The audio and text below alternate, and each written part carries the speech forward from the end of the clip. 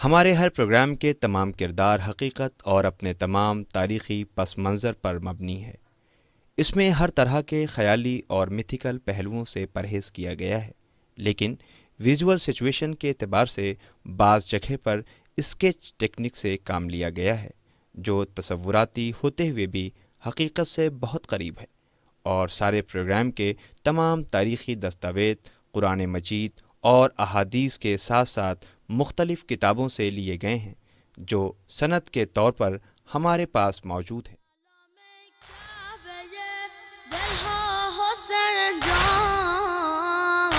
سلام کعبه دلها حسین جان، سلام شمع محفلها حسین جانم، حسین جانم حسین۔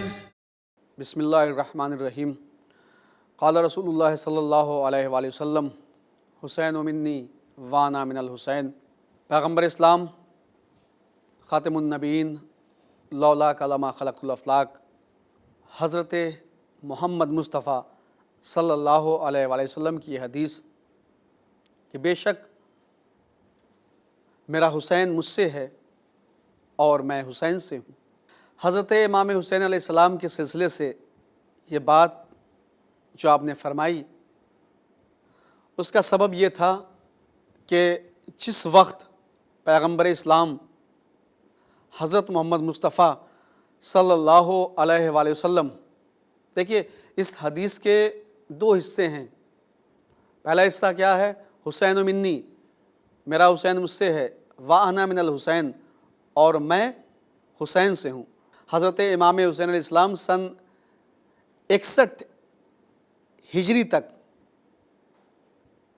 پیغمبر اسلام حضرت محمد مصطفیٰ صلی اللہ علیہ وآلہ وسلم سے تھے، لیکن وَأَنَا مِنَ الحسین سن 10 محرم سن 61 ہجری کے بعد اب رسول حسین سے ہوئے۔ یعنی اس وقت جب اسلام کو مٹایا جا رہا تھا، دین کو، شریعت کو، قانون الہی کو، تو حسین نے بچایا اس دین کو جس میں آدم کا علم بھی تھا، نوح کا تقویٰ بھی تھا، ابراہیم کی خلت بھی تھی، زکریہ کے مناجات بھی تھے، محمد کے کمالات بھی تھے۔ جب اسے ختم کیا جانے لگا تو اس وقت حسین نے اپنی قربانی پیش کر کے، صرف اپنی قربانی ہی پیش نہیں کی بلکہ اپنے بیٹوں کی قربانی، اپنے بھائی کی قربانی، اپنے دوستوں کی قربانی پیش کر کے حسین نے رہتی دنیا تک اسلام کو بقائے دوام بخشی۔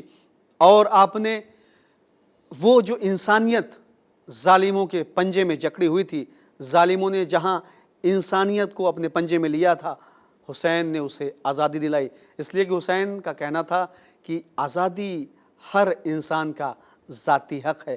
حسین انہیں آزاد دیکھنا چاہتے تھے، ظالموں کا، جابر بادشاہوں کا غلام دیکھنا نہیں چاہتے تھے۔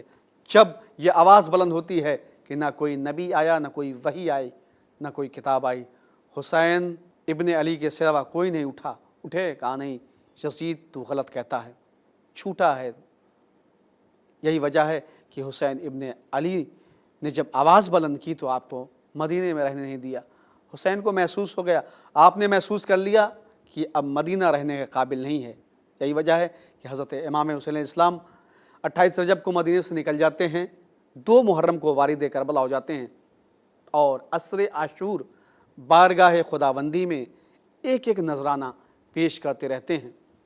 وہ وقت بھی آ جاتا ہے کہ جب آپ اپنے بھائی کی یادگار، اپنے بھائی کی نشانی، یعنی حضرت امام حسن علیہ السلام کے بیٹے حضرت قاسم علیہ السلام کا نذرانہ، ان کی قربانی خداوند عالم کی بارگاہ میں آپ نے پیش کی۔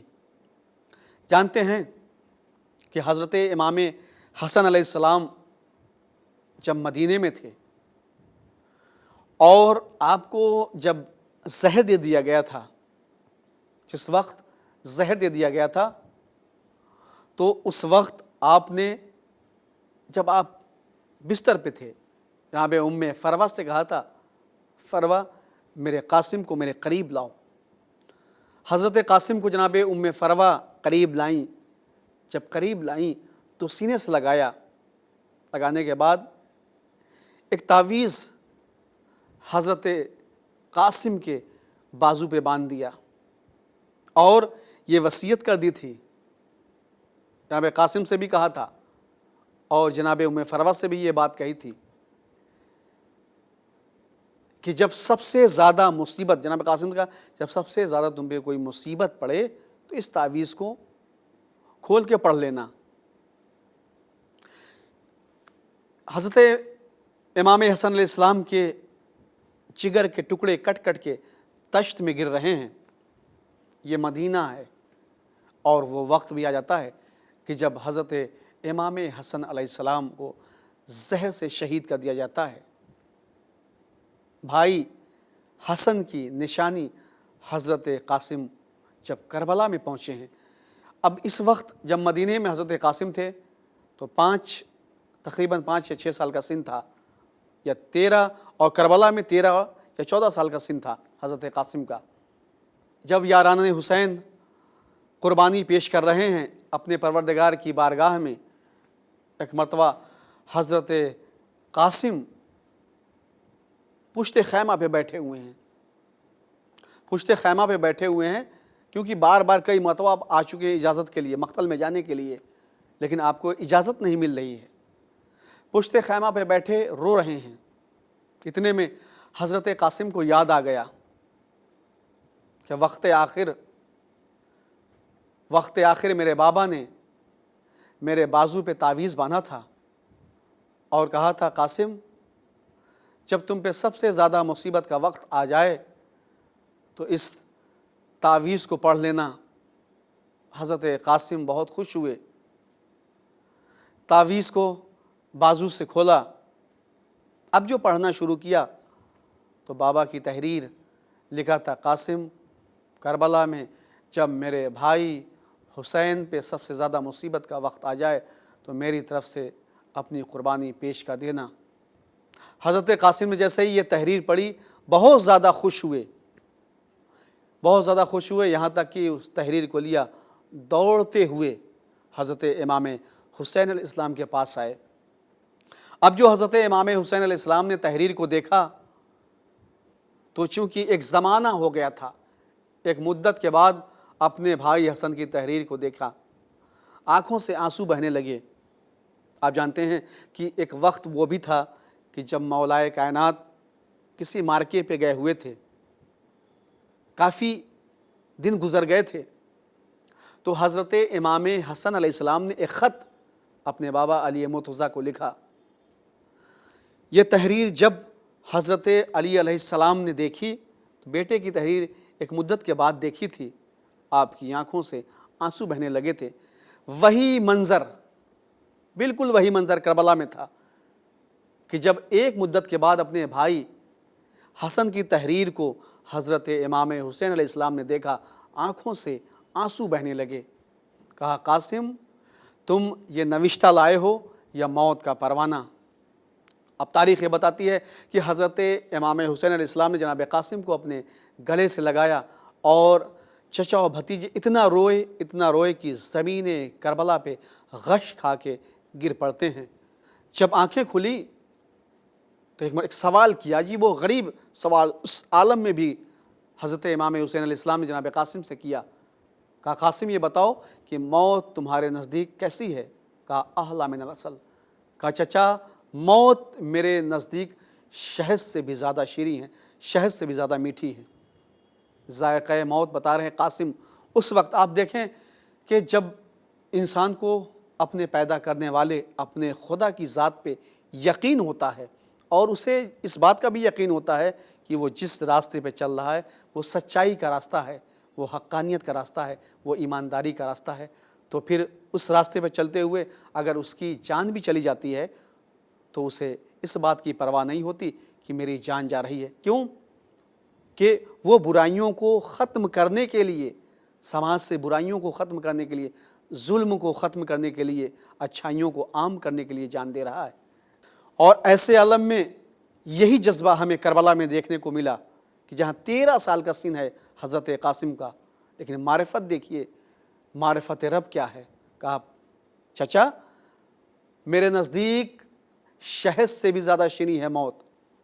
یہاں تک کہ وہ وقت بھی آ جاتا ہے کہ جب حضرت قاسم واپس اجازت مل جاتی ہے, خیمے میں جاتے ہیں. جناب ام فروہ نے حضرت قاسم کو سجایا, لباس تبدیل کیا, اور وہ وقت بھی آتا ہے کہ جب اجازت مل جاتی ہے والدہ ماجدہ جناب ام فروہ سے بھی جناب قاسم باہر آتے ہیں خیمے کے. اور حضرت امام حسین علیہ السلام نے جناب چونکہ سن اتنا کم تھا کہ گھوڑے پہ بٹھایا, اور عرب کا دستور یہ تھا کہ جب کوئی یتیم ہوتا تھا, یتیم مقتل میں جاتا تھا, تو اس کے گریبان کو چاک کر دیا جاتا تھا. اس کا سبب یہ ہوتا تھا کہ تاکہ فوج اشقیہ, تاکہ دشمن یہ سمجھ کے رحم کھا جائیں کہ آنے والا کوئی یتیم ہے. اور یہاں تک کہ وہ وقت بھی آ جاتا ہے کہ جناب قاسم مقتل میں پہنچے. اب جو مقتل میں پہنچے بلا کا جہاد کرتے ہیں, ازدق شامی کے بیٹوں کو فنار کرتے ہیں. لیکن اب ظاہر سی بات ہے کہ ایک انسان جو 3 دن کا بھوکا اور پیاسا ہو, اور وہ بھی کربلا کی وہ زمین کی تپش اتنی زیادہ تھی کہ جہاں اگر دانہ بھی زمین پہ پڑ جاتا تھا تو وہ بھی بھن جایا کرتا تھا. اتنی زیادہ تپش تھی, اتنی زیادہ اس زمین کربلا پہ گرمی تھی. لیکن اس 3 دن کی بھوک اور پیاس اور ایک 13 سال کے بچے کی جنگ دیکھیے, حوصلہ دیکھیے, جنگ کرتے جاتے ہیں. لیکن اسی اثنا میں ایک ظالم نے حضرت قاسم پہ ایک ایسا گرز مارا کہ قاسم زمین کربلا پہ آ جاتے ہیں. لیکن جب زمین کربلا پہ آ رہے تھے حضرت قاسم, تو آواز دی, چچا میری مدد کو آئیے. اب جیسے اس آواز کا بلند ہونا تھا کہ تاریخ نے لکھا کہ حضرت امام حسین علیہ السلام نے جب اپنے بھتیجے کی اس آواز کو سنا تو مقتل کی طرف بڑی تیزی کے ساتھ بڑھے تاکہ قاسم کی مدد کر سکیں. لیکن ادھر جب فوج اشقیہ نے بڑی تیزی کے ساتھ حسین کو مقتل میں آتا ہوا دیکھا تو فوج اشقیہ بھاگنے لگی. اب جب بھاگنے لگی تو قاسم کا لاشا گھوڑوں کی سموں سے پامال ہوتا رہا. جب گھوڑے دوڑتے تھے تو کسی گھوڑے کی ٹاپ قاسم کے سینے پہ پڑتی تھی, تو کوئی جسم کے کسی حصے پہ پڑتی تھی. اب جب حسین مقتل میں پہنچے ہیں تو آواز دی, قاسم کہاں ہو میرے بھتیجے, آواز دو میں آ گیا. قاسم تم نظر نہیں آ رہے ہو, قاسم آواز دو. تیسری مرتبہ حضرت امام حسین علیہ السلام نے کہا, قاسم تمہیں امام وقت آواز دے رہا ہے. جیسے ہی حضرت امام حسین علیہ السلام نے یہ جملہ کہا, ایک مرتبہ حضرت قاسم کے جسم کے ٹکڑے کربلا میں معلق ہونے لگے, فضائے کربلا میں بلند ہوئے. کہا چچا میں یہاں ہوں. کبھی کسی ٹکڑے سے تو کبھی کسی ٹکڑے سے آواز آتی تھی. حضرت امام حسین علیہ السلام نے جیسے ہی یہ منظر دیکھا تڑپ گئے.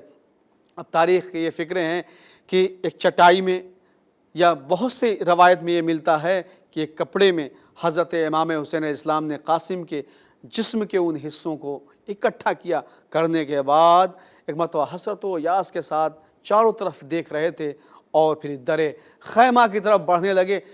در خیمہ پہ لاشا آ گیا تو حضرت امام حسین علیہ السلام نے جناب فضہ سے کہا کہ اماں فضہ ذرا مادر قاسم کو بلائیے. کہہ دیے قاسم مقتل سے واپس آ گئے ہیں, آخری دیدار قاسم کا کر لیں. جیسے ہی جناب فضہ نے جناب ام فروہ سے یہ بات کہ جناب فروہ اس خیمے میں آئیں جہاں جناب قاسم کا لاشا رکھا ہوا تھا. جناب قاسم کے لاشے کو دیکھ کے تڑپ جانا چاہیے تھا, لیکن سلام ہو ہمارا ان ماؤں پہ جنہوں نے اپنے بیٹوں کی قربانی کربلا میں پیش کر دی. جناب قاسم کی والدہ ماجدہ نے جیسے جناب قاسم کے لاشے کو دیکھا, آسمان کا رخ کر لیا. کہا پروردگار تیرا شکر ہے کہ تو نے میری قربانی کو قبول کر لیا.